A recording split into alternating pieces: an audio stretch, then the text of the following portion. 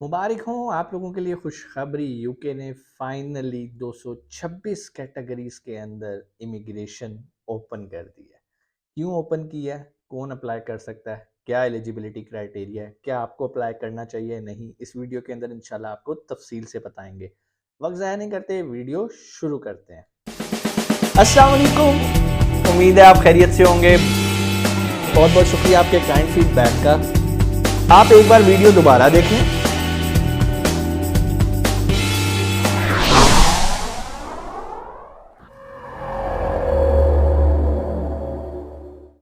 अस्सलाम वालेकुम, मैं हूं अरसलान। उम्मीद है आप खैरियत से होंगे। एक और बहुत ही ज़बरदस्त इमिग्रेशन प्रोग्राम की वीडियो लेकर आए हैं आपके पास। जैसा कि आपको पता है, 15 मई को आई थिंक यूके ने अनाउंस कर दिया कि भाई 226 कैटेगरीज हैं जहां पर हम इमिग्रेशन की एप्लीकेशंस लेने के लिए तैयार हैं और हम लोगों को इमिग्रेशन देने के लिए भी रेडी बैठे हैं। ऐसा हुआ क्यों और उन्होंने यूके ने पहले बंद क्यों की थी इमिग्रेशन और अब अचानक ओपन क्यों की, वो भी 226 कैटेगरी के अंदर? क्या वजह बनी, सबसे पहले इस चीज़ को देखते हैं।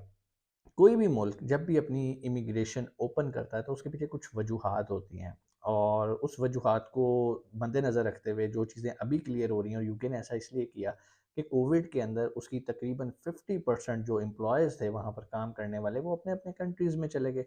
अब जब वो अपने अपने कंट्रीज़ में चले गए तो उन्होंने क्या किया, वर्क फ्रॉम होम स्टार्ट कर दिया, घर से बैठ के काम करना स्टार्ट कर दिया।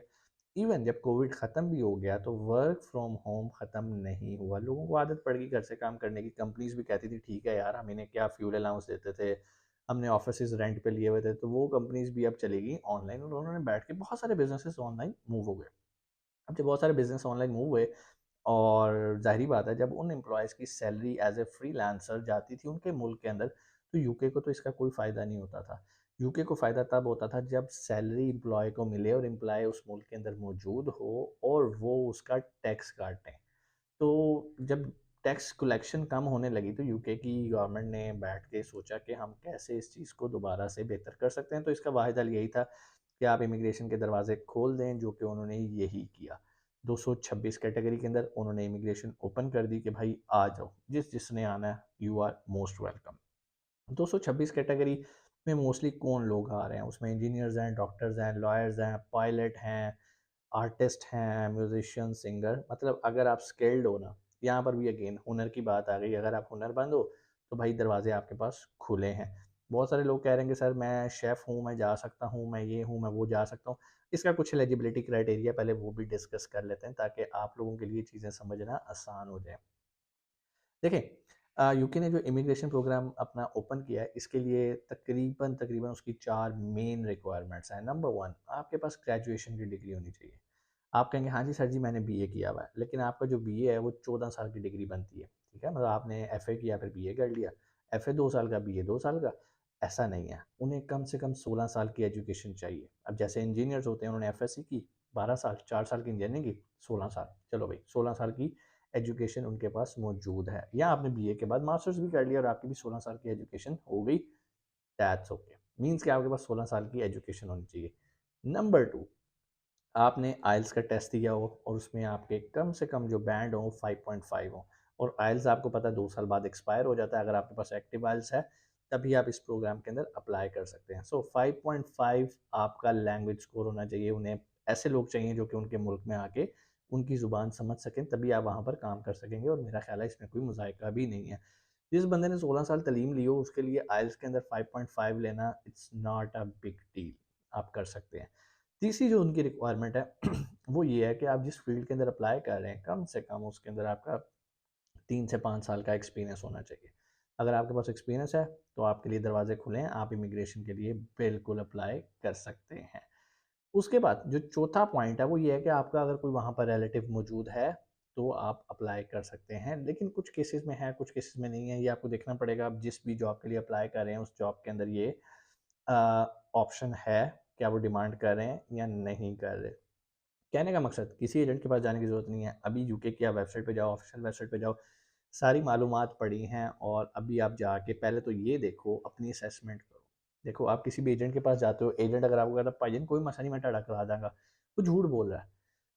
वो एम्बेसी नहीं है। एम्बेसी का काम है आपको वीज़ा देना। और एम्बेसी देखती है कि आप हमारे पैरामीटर्स पे पूरा उतरे हो या नहीं। तो पैरामीटर्स क्या है, एम्बेसी ने आपको खुद बता दिए, अभी 4 मैंने आपको चीज़ें बता दी कि आपको नहीं पता कि आपकी 16 जमातें हैं या नहीं। तो कहने का मतलब ये पहले आपने अपनी असेसमेंट करनी है, और असेसमेंट आप किसी एजेंट से भी करवा सकते हो पैसे दे के, असेसमेंट आप खुद भी कर सकते हो और इसमें कोई रॉकेट साइंस नहीं है। तो स्टेप 1 आपने करनी है अपनी असेसमेंट।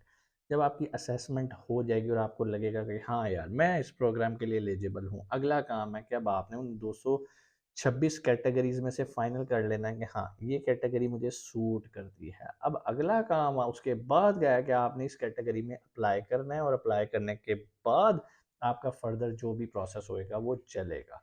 लेकिन ये बड़ी गुड न्यूज़ है। पहले सबसे बड़ी प्रॉब्लम यूके में यही आ रही थी, इमिग्रेशन बंद हुई थी, लोग तंग थे कि यार कब हम जाएंगे। अब ये बेहतरीन अपॉर्चुनिटी आ गई भाई, 226 कैटेगरीज, मेरा ख्याल है इतनी ही ज़्यादा कैटेगरीज हैं, कहीं ना कहीं तो यार आप फिट इन हो ही जाओगे। तो आप फिट हो जाओ और इमिग्रेट हो जाओ, वहाँ जाओ, अपना अपने पैर जमाओ, सारा कुछ करो, अपनी फैमिलीज़ को बुलाओ वहाँ पे और ग्रो करो। और याद रखना, जब अमीर हो जाओ तो पैसे अपने मुल्क में लाजमी भेजना, ताकि रेमिटेंस की मदद में आपके मुल्क को भी फ़ायदा होता रहे। मुल्क से बाहर जाने का मतलब ये नहीं होता कि आप बिल्कुल अपने मुल्क की परवाह छोड़ दो। इसका मतलब ये होता है कि आप दूसरे मुल्क में जाओ, वहाँ अपॉर्चुनिटीज़ ज़्यादा हैं, वहाँ आप ज़्यादा ग्रो करोगे, ज़्यादा कमाओगे तो अल्टीमेटली फ़ायदा आपके मुल्क को होना चाहिए। लेकिन अगर आप ये फ़ायदा अपने मुल्क को नहीं पहुँचा रहे, तो फिर आप कह सकते हो कि यार आप सिर्फ सेल्फ सेंटर्ड हो, आपने अपने बारे में सोचा और अपना फ़ायदा देखा और निकल गए। मैं उन लोगों को अप्रिशिएट करता हूँ कि यार ठीक है, आप मुल्क से बाहर जाना चाहते हो ज़रूर जाओ, लेकिन अपने मुल्क को नहीं भूलना। पीछे लाजमी आपकी रेमिटेंस आनी चाहिए, आपका अपने मुल्क के साथ ताल्लुक़ ख़राब नहीं होना चाहिए। ठीक है, जैसा भी है हमारा मुल्क है और सबसे अच्छा हमारा मुल्क है, हम इसको नहीं छोड़ सकते, हमारी पहचान इससे है। और जो लोग अपने मुल्क को बस एक पोस्ट डाल के चले जाते हैं, उनकी बाहर भी कोई इज्जत नहीं होती। सो अपनी आइडेंटिटी, अपनी सकाफत को नहीं भूलना। ऑफ द टॉपिक हो रहे हैं, अपॉर्चुनिटी आपके पास आ गई है, उम्मीद है आपको चीज़ें समझ में आई होंगी। कोई भी सवाल हो आप कमेंट सेक्शन में आके आप पूछ सकते हैं, और अप्लाई ज़रूर करो यार। अप्लाई दे किड़े पैसे ने, कोई पैसे नहीं है, अप्लाई बिल्कुल फ्री है, क्यों नहीं करते, करो।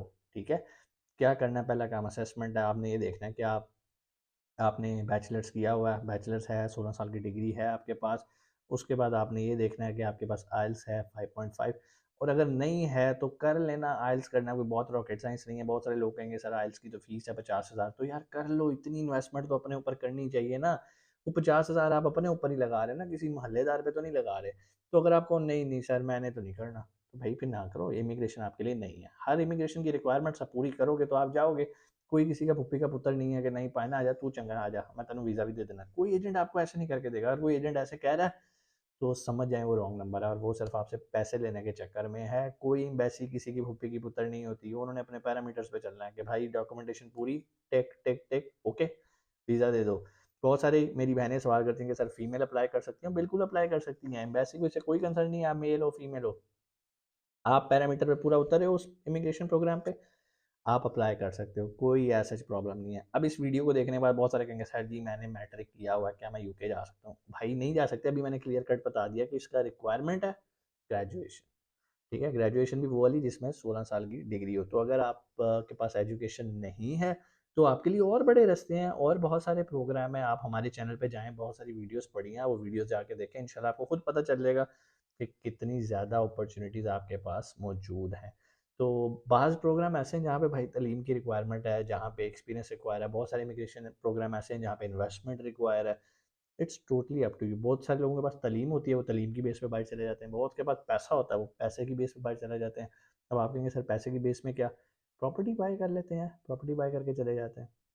तो रास्ते आपके पास हैं, जो भी आप चूज़ करना चाहें। कोई भी सवाल कमेंट सेक्शन में आके पूछ सकते हैं। इंशाल्लाह आपसे मुलाकात होती है अगली वीडियो में। अपना बहुत सारा ख्याल रखिएगा। पाकिस्तान जिंदाबाद।